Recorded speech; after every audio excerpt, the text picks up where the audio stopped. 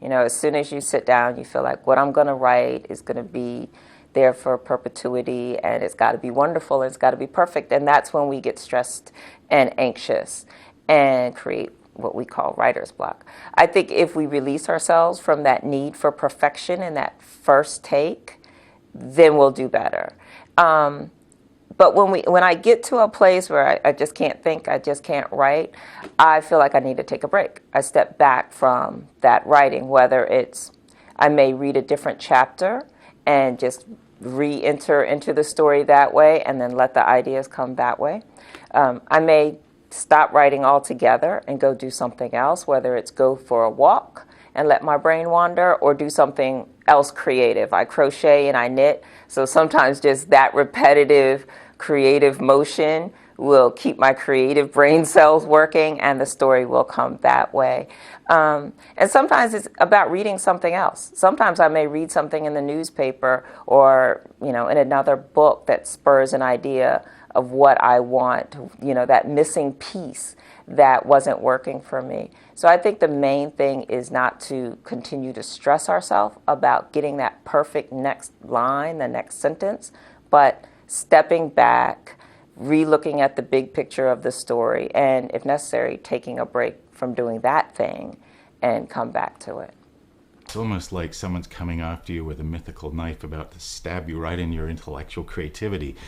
It's the most scary, macabre thing for a writer to suddenly find that they have stopped having ideas.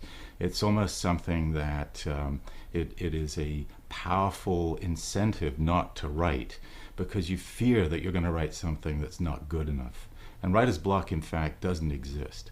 It's a myth in our own heads that we actually stop ourselves through fear from trying to write. So the way that you get over writer's block is to actually tell yourself that you don't have to be perfect, that what you're creating doesn't have to be an end result, that it's part of an adventure, it's part of a process of discovery. And how can you blame yourself if you're going off on an adventure for not quite knowing where you're going to go and for being a little bit imperfect on the route?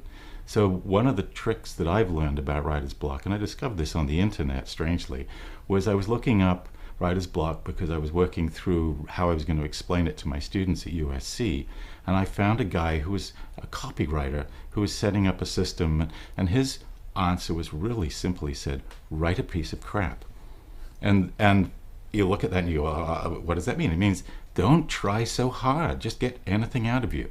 And I remember years ago I was working with Sylvester Stallone, and I asked him the same question because writer's block is this constriction on your throat of creativity, and it's this awful fear that you're going to stop being creative. And I said, well, what happens? Do you get writer's block? He said, oh yeah. And what do you do? He said, well, I just write anything. I just write anything. And pretty soon other things start coming out of me and the words start to flow again. And the strange thing was that when I was trying to find that piece on the internet again, I found a piece by computer programmers. And they were talking about the guys who were trying to set themselves up to design a new program and that they had writer's block. And I go, and not only that, the solution that the guy was putting forward was write a piece of crap. And I'm going, this isn't me then. This is anybody trying to do something creative faces this fear that we're not good enough or it's not going to be any good or I'm going to put an enormous amount of time in it and it won't work out. And so the answer is just do it. It will work out. You just have to come back and do a little bit of touch-ups afterwards. I think if you're looking at some very simple points to overcome writer's block, possibly like 3 different ideas. One would be, first of all, try a different system of working through your process. Sometimes going to talk to somebody instead of just sitting in your room causes a different part of your brain to activate. Sometimes I find go get in the shower. And some of my best ideas happen when I'm actually tying up part of my brain doing something else, and then somehow the ideas pop out of it.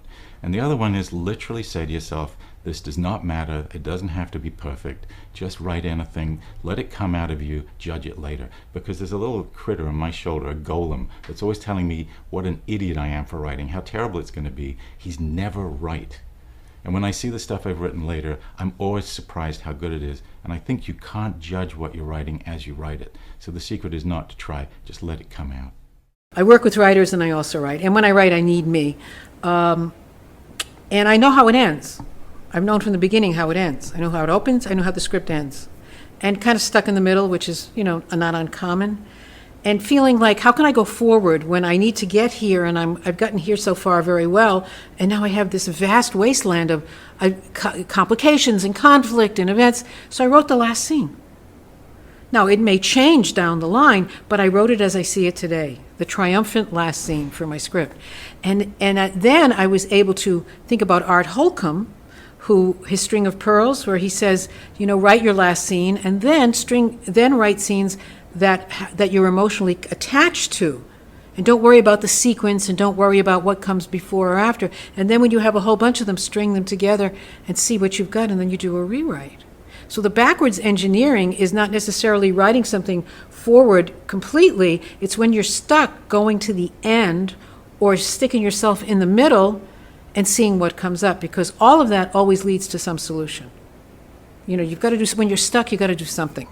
First of all, I have to gather energy before I write. Like the book I'm writing on right now is called Fantastic Fantastico. And I had no idea how to start the book, and I had no idea what to do. And I thought maybe it was going to be too much like the last book and not enough like this, and I had all these doubts and fear.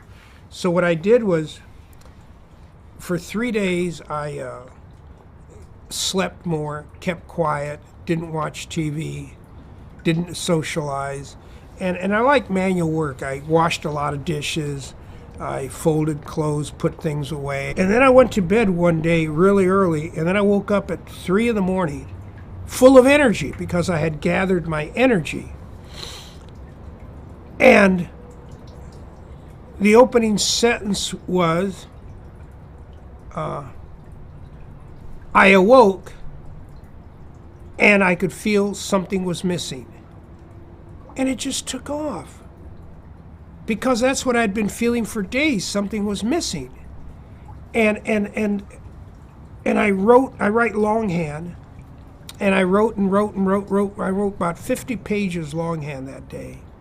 Every writer and probably every person in the world has a voice inside them that says, I'm not good enough. I don't know what I'm doing. I don't have experience for this, or I don't have the right editor, agent, or publisher.